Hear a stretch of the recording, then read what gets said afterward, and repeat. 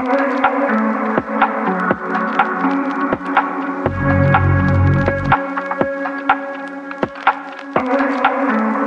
guys, என்னோட பேர் சாய். நம்ம நார்மல் பீப்புள்ஸ் வந்து டே டு டே ஃபேஸ் பண்ற மெயின் ப்ராப்ளம் என்னன்னா மணி மேனேஜ்மெண்ட். மணி மேனேஜ்மெண்ட் எப்படின்னா ஒரு ரெண்டு ஃபேமிலி இருக்காங்க. ஒரு ஃபேமிலியில் வந்து ஒரு மந்த்துக்கு வந்து 1 lakh சம்பாதிக்கிறாங்க. இன்னொரு ஃபேமிலி வந்து 30,000 சம்பாதிக்கிறாங்க. இந்த 30,000 சம்பாதிக்கிற ஃபேமிலி வந்து கரெக்டாக மணி மேனேஜ்மெண்ட் பண்ணி மந்த்லி ஒரு 3 to 4K சேவ் பண்ணுவாங்க. பட் அந்த 1 lakh சம்பாதிக்கிற ஃபேமிலி வந்து ஜீரோ சேவிங்ஸ் தான் பண்ணுவாங்க. இப்போ அது என்ன பிரச்சனைனா அதுதான் மணி மேனேஜ்மெண்ட். மணி மேனேஜ்மெண்ட் என்னன்னா இப்போ வந்து நம்ம சம்பாதிக்கிற காசை வந்து கரெக்டாக இதுன்ட்டு பட்ஜெட் போட்டு பிரித்து செலவு பண்ணுறது மணி மேனேஜ்மெண்ட். இப்போ வந்து அதுக்கு நான் வந்து ஒரு சொல்யூஷன் கொடுக்க போகிறேன்.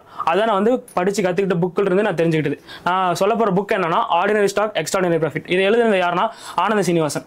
ஆனந்த சீனிவாசன் யாருன்னா ஒரு ஸ்டாக் மார்க்கெட் வந்து ஒரு ஃபினான்ஷியல் வந்து ரொம்ப நாலேஜ் கெயின் பண்ணியிருக்கவர். அவருக்கு வந்து 30 yearsக்கு மேலே எக்ஸ்பீரியன்ஸ் இருக்குது. ஸ்டாக் மார்க்கெட் பற்றி என்னன்னா இப்போ வந்து ஒரு நிறைய கம்பெனிஸ் இருக்குது. அதுக்கு வந்து ஃபண்டு தேவைப்படுது.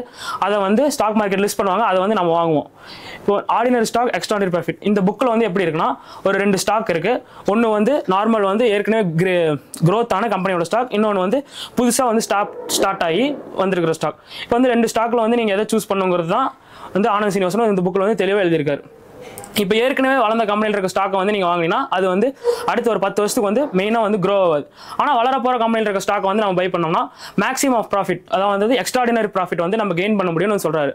எக்ஸாம்பிள் பார்த்தீங்கன்னா ஏ அண்ட் பி கம்பெனி 2 இருக்குது. ஏற்கனவே அந்த கம்பெனி வந்து 1 lakh போர்ட்ஃபோலியோ வந்து இன்க்ரீஸ் ஆயிடுச்சு. இது வந்து இப்போ தான் வந்து புதுசாக ஸ்டார்ட் பண்ணியிருக்காங்க. இது வந்து இப்போ தான் வந்து நியூ இஷ்யூ பண்ணுற ஸ்டாக் வந்து ஃப்ரெஷ்ஷாக பை பண்ணுற மாதிரி இருக்கும். ஃப்ரெஷ்ஷாக பை பண்ணுறப்ப நமக்கு என்னென்னா ஈஸியாக வந்து அந்த கம்பெனி வந்து ஏறுமா இறங்குமா, ப்ராஃபிட் எக்ஸ்ட்ராடினரியாக கிடைக்குமா கிடைக்காத வந்து ஈஸியாக கண்டுபிடிக்க முடியும். அந்த ஈஸியாக கண்டுபிடிக்கிறது மூலிமா வந்து நம்ம வந்து எக்ஸ்ட்ரீம் ப்ராஃபிட்டை வந்து கெயின் பண்ண முடியும். எக்ஸ்ட்ரீம் ப்ராஃபிட் வந்து நீங்கள் எடுக்கணும்னா அதுக்கு வந்து நான் உங்களுக்கு சஜஸ்ட் பண்ண போகிற புக் தான் ஆர்டினரி ஸ்டாக் எக்ஸ்ட்ராடினரி ப்ராஃபிட். இந்த புக்கு யாருக்கானது பார்த்தீங்கன்னா நம்ம ஃப்ரெஷ்ஷராக வந்து இன்வெஸ்ட் பண்ண போகிறோமா அதுக்கு அவங்களுக்கு கிடையாது. நமக்கு little bit of trading knowledge இருக்கணும், அதை பற்றி நம்ம தெரிஞ்சுக்கணும்னு ஒரு ஆசை இருக்கணும். எல்லா புக்கையும் படிக்கிற மாதிரி வந்து ஆர்டினரி ஸ்டாக் எக்ஸ்ட்ராடினரி ப்ராஃபிட் புக்கை வந்து ஈஸியாக நம்ம படிச்சிட முடியாது. ஏன்னா இதில் வந்து ஃபுல் அண்ட் ஃபுல் வந்து பார்த்தீங்கன்னா ட்ரேடிங்க்கு தேவையான கீ பாயிண்ட்ஸ் அதை பற்றி இருக்கும். ஆனந்த சீனிவாசன் இவரோட 30 years ஆஃப் எக்ஸ்பீரியன்ஸ் வந்து இந்த புக்கில் வந்து கொடுத்துருக்காரு. இதில் என்னென்ன இருக்குன்னா small cap company, mid cap company அப்படின்னு என்ன, ஒரு கம்பெனி எப்படி க்ரோத் ஆகுது, எப்படி ஃபால் ஆகுது, ஃபால் ஆன கம்பெனி மறுபடியும் எப்படி க்ரோத் ஆகுதுங்கிற எல்லா டீட்டெயில்ஸும் வந்து இந்த புக்கில் இருக்குது. சும்மா ஒரு ஃப்ளோவில் வந்து இந்த புக்கை நம்ம வந்து ஈஸியாக படிச்சுட்டு போயிட முடியாது. ஒரு இன்ட்ரெஸ்டிங்கோட நமக்கு வந்து ஸ்டாக் மார்க்கெட்டில் வந்து ஒரு ஜெயிச்சு காட்டணும் அப்படிங்கிற ஒரு இன்ட்ரெஸ்ட் இருந்தால் மட்டும் தான் நம்ம இந்த புக்கை வந்து எடுத்து படிக்கணும்.